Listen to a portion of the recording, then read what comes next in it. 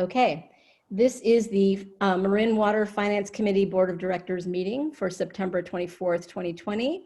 I am calling this meeting to order, and the first item of business is to adopt the agenda. Do I have a motion? So moved. Motion to adopt. Second. Thank you. We need a roll call vote. Director Bragman, Aye. Director Russell, Aye. and Chair Kohler. Aye. Do we have any public comment this morning on any item that is not on the agenda? We do not have any comments. Thank you. Okay, that moves us on to our calendar, and the first order of business there is to adopt the minutes, or I guess approve the minutes of the last finance meeting from August 2020. Do we have a motion? Motion to adopt. Second. Do we have any public comment on this item? We do not, Chair Kohler. Okay, then we need a roll call vote.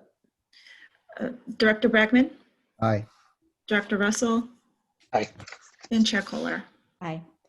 All righty, that brings us to the monthly financial update. Hey, good morning. Can everyone see my screen?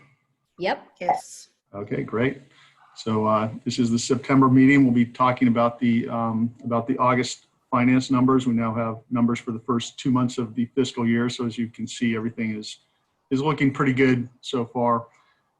So if you want to follow along on page 5 of your packets, attachment 3, you can see the breakdowns of these numbers here.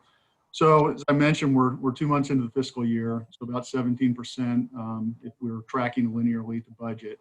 So first we'll take a look at our revenues. We have water revenues of $7.2 million, about 21% there. And you can see the breakdown there. Water sales are about $13 million of that. The service charge is $3.4 million. And then we have about another $800,000 in watershed management fee that comprises that $17.2 million. And then your other revenues there are things like rents, grants, watershed payments, much smaller portion of our rent, and those are tracking right in line with the forecast for the revenues for this time of year. So total operating revenues were at 21% compared to a total $85.9 million budget. Fire flow fee, we've collected virtually nothing year to date, just because of the timing of those payments come in with the property tax payments primarily in January and April. And then capital revenue is primarily made up of the capital maintenance fee, $16.8 million of that. The rest is connection fees. And we actually adjusted down that CMF forecast a bit because of the board action to delay the 4% increase from July to January. So we actually took that down a bit. And so far we're at 2.7 million compared to a $17.3 million forecast. So a little over 15%, again, tracking right with the budget as we would expect. Chuck, I have a question. Yeah, go ahead. On the fire flow, have you heard any rumbles from the county about extending the due date on property tax? I have not yet. There was some indications earlier that they're allowing businesses some extended time for schedules related to personal property and that, but I haven't seen anything indicating that we were actually going to extend the deadline so far.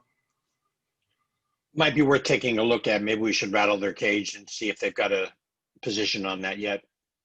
Okay. Thanks. And Chuck, I have a question on the comparison on, I don't have the page, hold on. It's on attachment 1. On the actual to the 2021 budget, you've got side by side there. So the budget is 10,290,131. You see that? Which line are you looking at there? I've got water sales, service charge, water. Total water sales and fixed charges. Yep. Okay. So you're looking at the 2021 column there? Yeah. So is that budgeted amount, does that include the 4% increase that was approved in the budget? It does. Yep.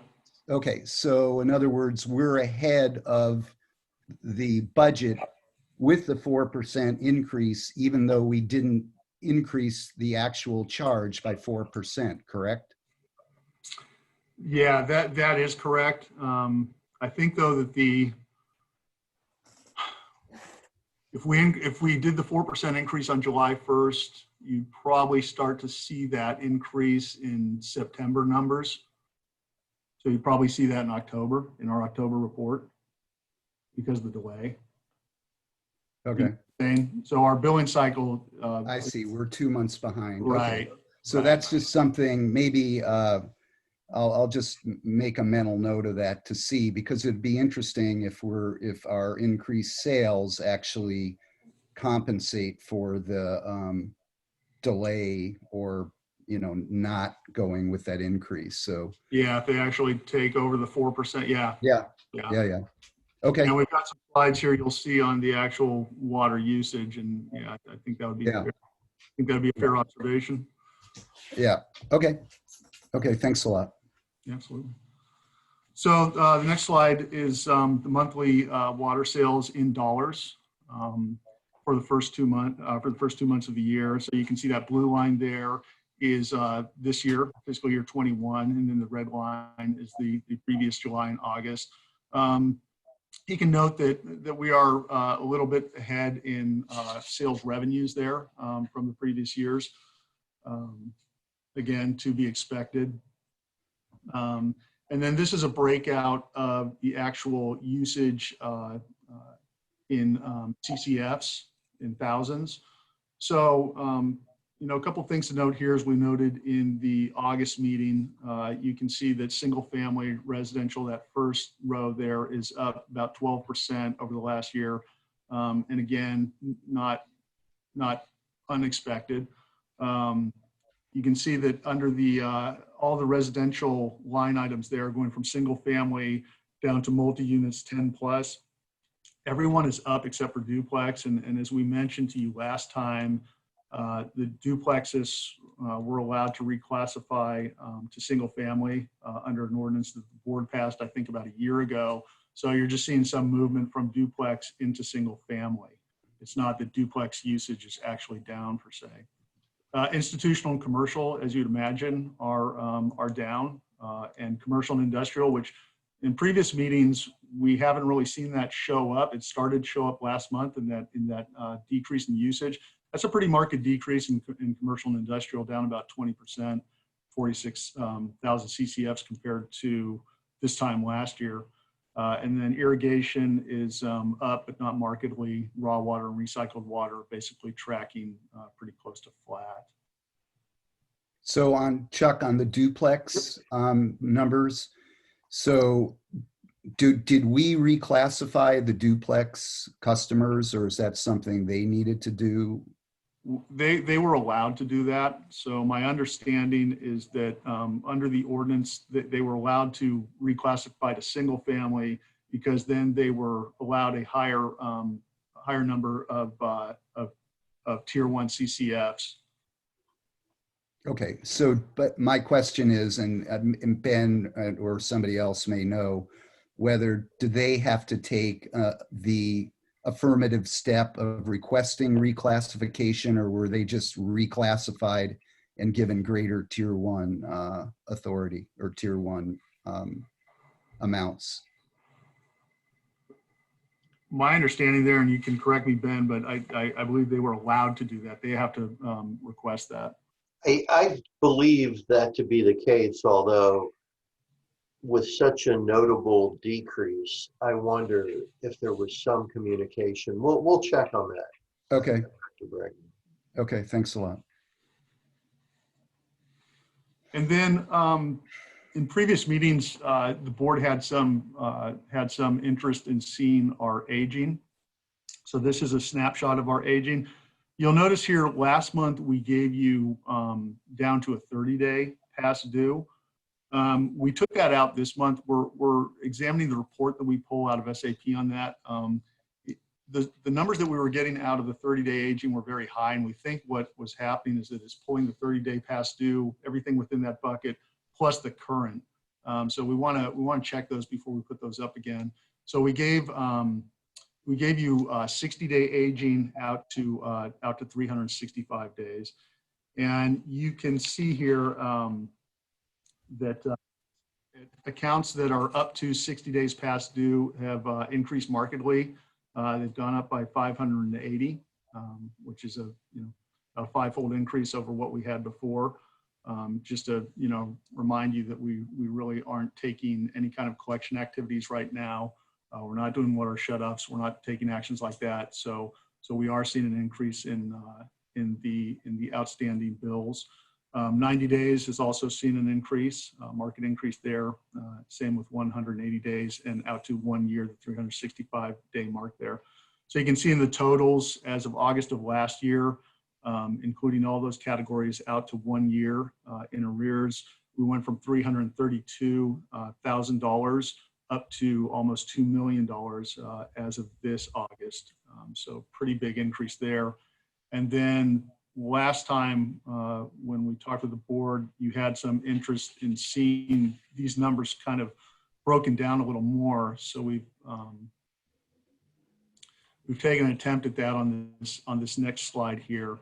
And you can kind of see those first three lines there are residential. So you've got single family residential, duplex, and multi-units. And you can see the increase that's in thousands of dollars that has happened in those categories. Business and institutional has gone up by $71,000. Irrigation, $70,000. And then raw water, as you would expect, that's not affected. And then others, I think, was primarily recycling water there that we saw an increase in delinquency. So we're seeing pretty marked increases in delinquencies. Just to kind of give you an order of magnitude there, you see on single family residential as of August 2020, you've got $448,000 in 60-day past due delinquencies. And you compare that to, monthly water sales for single family of $4.5 million. It's a substantial amount. Yeah, it really is. And this is very helpful data. I want to thank you and the team for putting this together. A question that I have, and maybe you're getting to this, is whether and what kind of outreach we're doing, particularly on the single family residential, to check in with those folks. Obviously we've suspended shutoffs, which I think remains the right thing to do. But what are we doing to see, what kind of support these folks need and what we can be doing to help them, address these issues? Yeah, and I actually, at the end of the presentation here, I put together a slide with just some bullets with some of the actions we're taking and thinking. Okay. I'm happy to wait till we get to that. Sorry. Yeah, and I will be honest, I don't know if it'll answer your communication question. My question here is less about communications and more about action, but I'll just hold off the questions till we get there. So Chuck, on as far as how we display revenue, going back to that one slide that I referred to earlier, just whatever it was it was the first page of yearly. Go back. Is this the No. you're looking at? It's basically what we billed versus budget. What we were talking about that, where I asked you is the budgeted amount, does that include 4%? Anyway, on the do we do or can you do, and don't want to add another task, but do you do actual revenue collected? Is that something that you guys track in like a cyclical fashion? Monthly, or can you do that?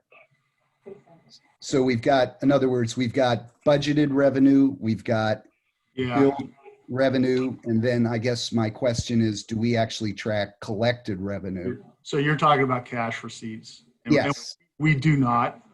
We could, look at doing something like that. We probably have to build in some allowance for doubtful accounts or some of the way but we really don't track that.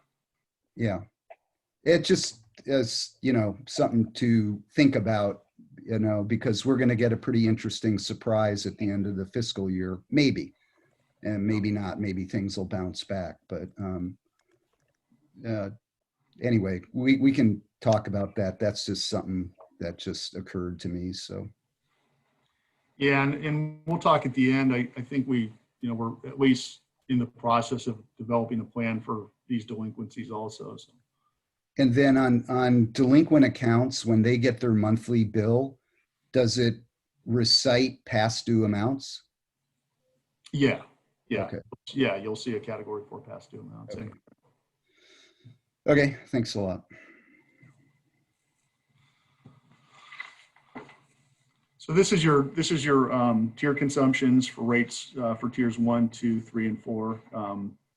Not really much to note on this slide. You know, as we say every time, I mean, about 75% of your usage is in tier 1.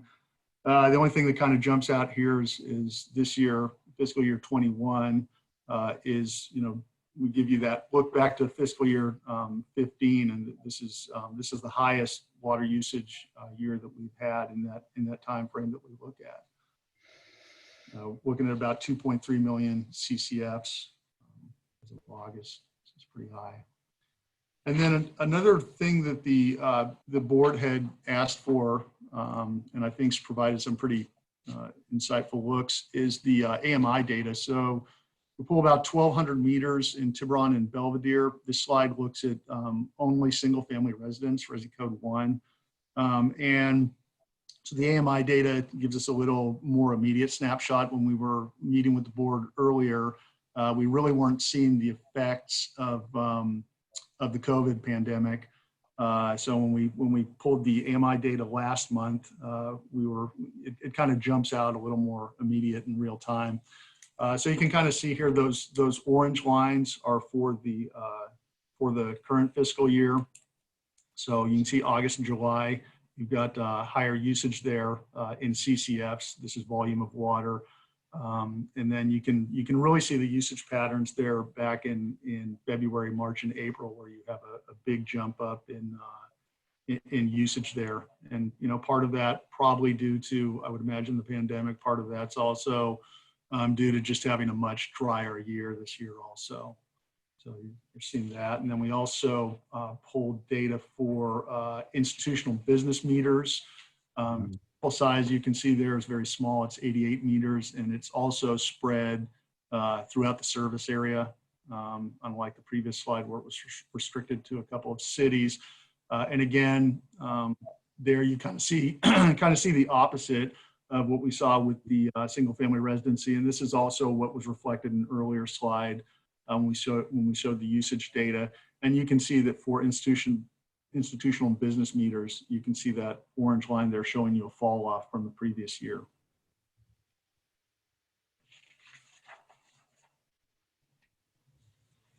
And then we'll turn now to the expenditure side. And a lot of this is laid out on page 5 of your handouts. I think that's attachment 3, below the revenues there. So personnel services, we're tracking pretty close there. We're at 15% of budget. To be expected, we always have some static level of vacancies that we're going to have that's going to keep us below budget on the personnel services side. Maintenance and operating expenses, those are running a little bit ahead. We're about 21.4% of budget. And that's not to be unexpected. Keep in mind that things like insurance, we pay that at the beginning of the fiscal year. So we made that payment of about $700,000 in July. So that's going to bump up some of your maintenance and operating costs for that month, and kind of because of timing, make those look like they're a little bit ahead of budget. And then financing costs, as you would expect, run exactly with budget. Those are timed expenditures for our debt service for the 5 bonds or 3 bonds that we have outstanding, and then some smaller financings that we have. Capital allocation is running right with budget at $800,000, and that's just the amount that we capitalized mostly for personnel costs related to CIP projects. So overall, there on total operating expenses, we're running at 17%. Again, right about with the budget. Firefly projects, we're at $100,000, and we slowed down on firefly projects to kind of build that fund balance back up and get it back to health. And then district projects there, including capital equipment purchases, we're behind budget there at 7.7%. We've only expended $1.5 million out of $19.6 million budget. Again, though CIP is kind of lumpier in the expenditures, that number can bump up depending on where we are in a major project. We have major projects going on, so that's not necessarily indicative that we're behind on CIPs. It's just where we are in the timing cycle of those. And then the ending fund balances, I'll just give you this. The restricted and designated fund, you can see these broken down on page 7. At the end of the year, June 30th, we were at $16.5 million. 2 months into the fiscal year, we're $13.1 million. So we've drawn that down by about $3.4 million. And there's part of what's in that is that you'll see that we have debt service there. And so the debt service payments are made in July. They're made twice a year in July. So that's drawn that down. But then you also have inflows that's offsetting that, about $5 million in debt service. So overall, we're down about $3.4 million. But that will come up as the year goes on. Rate stabilization reserve fund, we haven't dipped into that in quite some time. That remains stable at $9.4 million. Fireflow fund remains stable at $2 million. Pension reserve fund, again, we haven't utilized that in some time.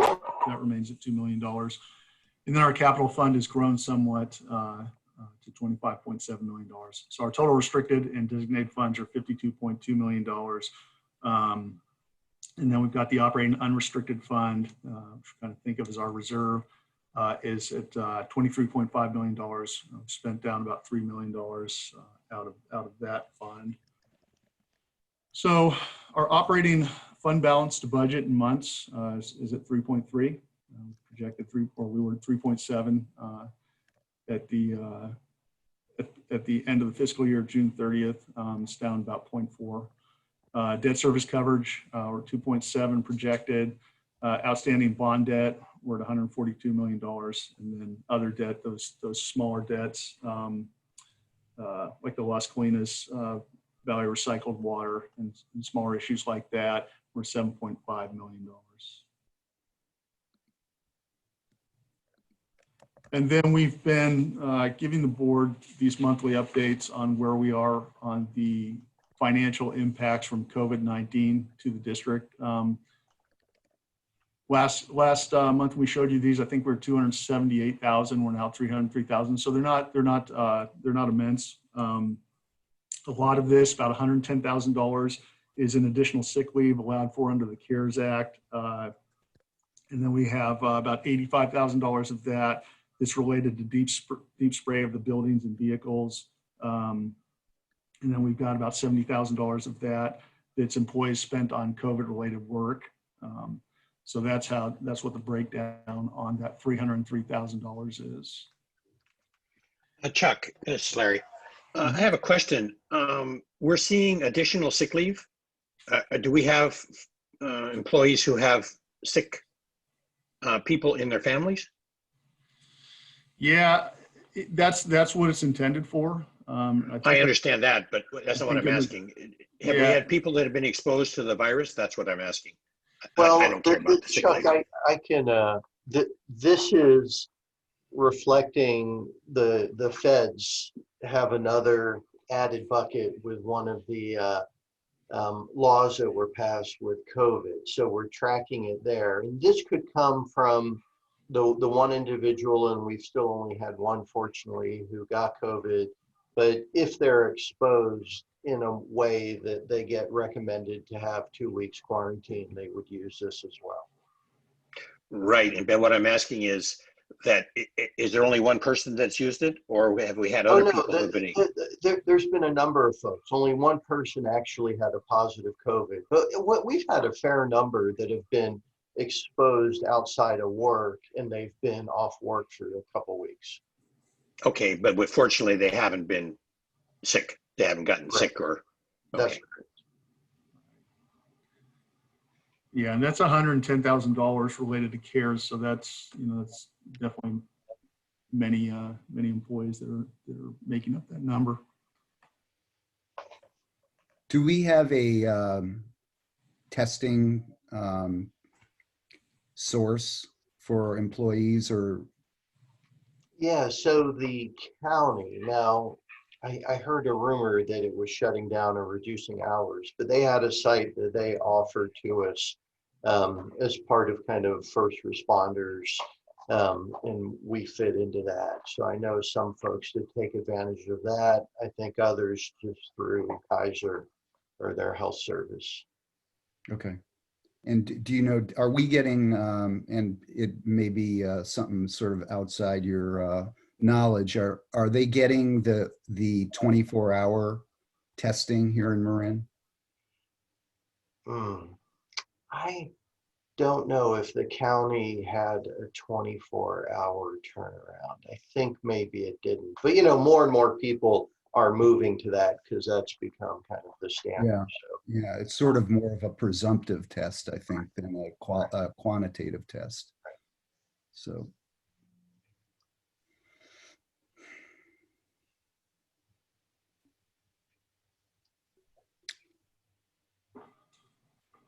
Okay, and then just the final slide here, just going back through some of the actions that the board has taken to give financial assistance for our customers. So March 13, we suspended all terminations of service as a head of the state's action on that. And then on May 5th, we took to the board a number of resolutions. One, as we talked about, was suspending the 4% rate increase until January.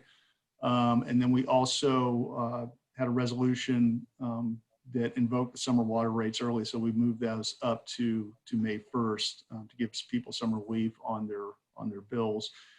And then one of the kind of unfinished pieces of business that we had was we discussed with the board the idea of what we do with those delinquent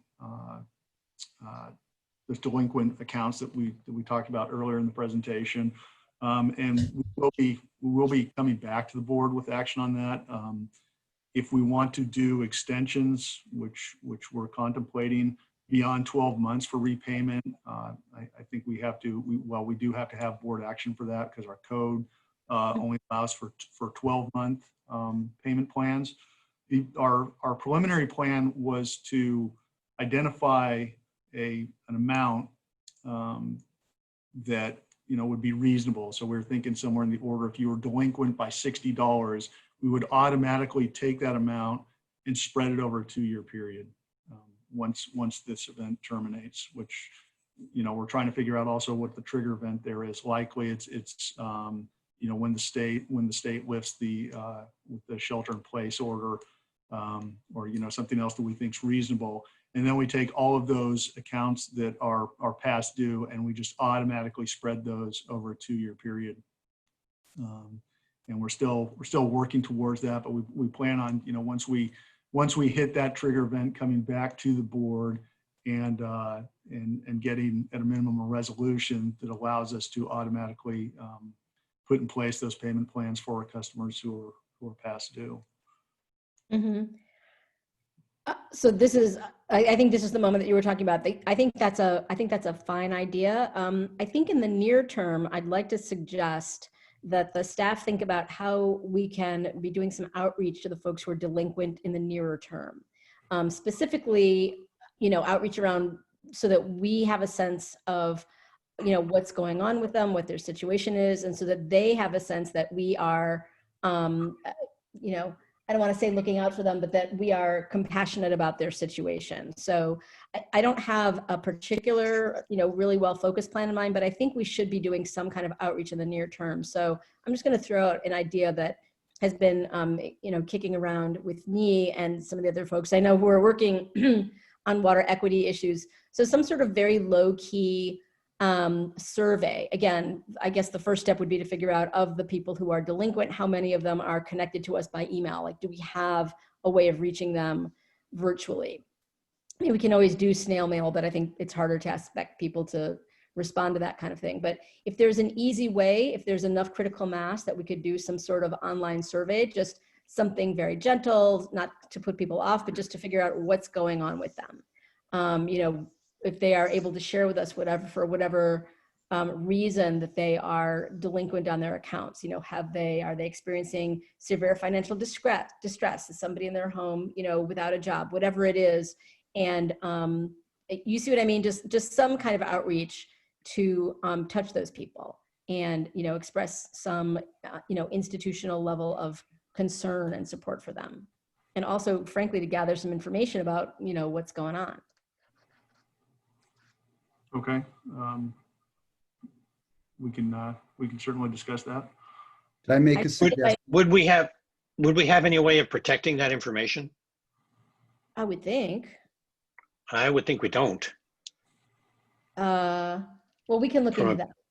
from a PRA, you know. Well, Yeah. I guess that's a question. You're right, Larry. I hadn't thought about that, and that would be important. And I think the way that we could protect it is to anonymize it, right? Of course. But the problem is with the email, it's attached to the person, huh? Yes, but the survey may not be. There are definitely Yes. ways of setting up surveys, right? So our outgoing email would be. Oh, I attached see what to you're the saying. person. Like a Survey Monkey or something like that, huh? Exactly. If Where you do it on Survey yeah. Monkey, it can all be anonymized. It's something that. Yeah, would be that's a good idea. Anyway, it's just something that, you know, I'm thinking about, you know, because we are at some point obviously going to need to be taking some action. So I think that, yeah, so I'm not in any way trying to say, you know, to dictate an approach, but I think some kind of outreach in the near term would be useful, because I think there's some anxiety out there. You know, not everybody, I think it's fairly, well, I don't know, I don't want to go too far down this path, but I'm not completely confident that every single person who's delinquent is actually in financial distress. I assume most of them are. What we could also, in that communication, share with them our tentative plan, which would be, as Chuck noted, once the governor lifts the shelter-in-place order, we're looking at putting them on a 2-year interest-free payment plan so they can have the benefit of time to get caught up, something like that, so they can be understanding where we're headed and won't be surprised when that occurs. Right. And I think obviously this is going to be sensitive. So, you know, I think having a really well thought out proposal before we take any action, something that the board can look at, I think would be good. So I'm not saying we should be rushing to this, but it's already basically October. So I think, you know, putting something together for the next finance committee would be a good goal. You know, some sort of proposal. Could I make a suggestion? Of course. On, I don't know what's in our monthly or bi-monthly billing statement, but we could put in like a little box, you know, if you have past due amounts, you know, sort of invite them to participate in that online survey. You know, that way you're getting it out, it's voluntary. You know, you could set up that Survey Monkey link, but, you know, the notification would be through that billing statement. And, you know, it's just a way of sort of inviting people to participate and covering everybody.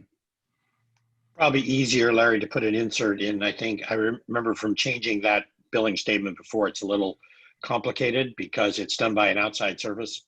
Yeah, So an insert, I don't know, it's just a cost to put the insert in. yeah, okay, okay. Just Yeah, that, from what I recall. be worth it. It's just that would cover the entire customer base, but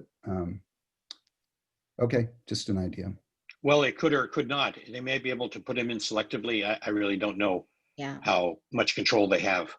I do think, I mean, I would be interested in the near term, like before the next meeting or maybe at the next full meeting, if you guys, because it's not that many people. I mean, it's a lot, but it's not relative. If you guys could gather the information about how many of the people who are delinquent we are connected with virtually, because that really would make a big difference, right? If it's only 1 or 2%, well, okay, then an online survey is not going to do us that much good. On the other hand, if we're well over 60%, that might be a way to go. So I think that's really the first piece of data that you and we need. That makes sense. We'll see what we can pull on that. Okay. And I just want to say to the staff and the management, I know this is very challenging, and so I just appreciate your, your flexibility and you're willing to work with the board, on this. And Chuck, would you be kind enough to send us a copy of the slides? Yeah, absolutely. And I think they're posted. Yeah, I we can prefer to absolutely get send it them out. as an Absolutely. email. Yep. Yeah. We'll send them out after this. And then just a summary slide here. As we talked about, revenues, expenditures, for the most part, we're tracking with the budget where we'd expect to be at this point in the fiscal year. Some of the revenues are actually a bit ahead. Our fund balances continue to look healthy. And as we showed you, COVID, from a financial standpoint, it's about $300,000 impact to us, and that's from the inception of the event. So financially, it's not a large impact, although in other regards, obviously it is. So that's I think you should change the wording on that slide. yeah, I think something like COVID safety is a minor impact, but if the delay in billing payments isn't so minor. right. The actual COVID expense or something like that, for PPE or whatever is minor. I agree with that completely, but the other one isn't so minor. Yeah. Yes, these are the communication skills of an accountant. So Not a problem. yeah. So that's our presentation for today. If you have other questions, I'd be happy to field them. Thanks. This was a really helpful, really thorough presentation as always. I'm very grateful. Any board questions on the presentation for Chuck? Not for me. Okay. Do we have any public comments or questions on this item? We do not have any. Okay. Well then, unless there's anything else from the staff, I think we are adjourned. Okay, we'll see everyone tomorrow. Bright and early. Thanks, Okay, everybody. thanks. Have a good day. See you. Thank you. Bye. Thanks a lot.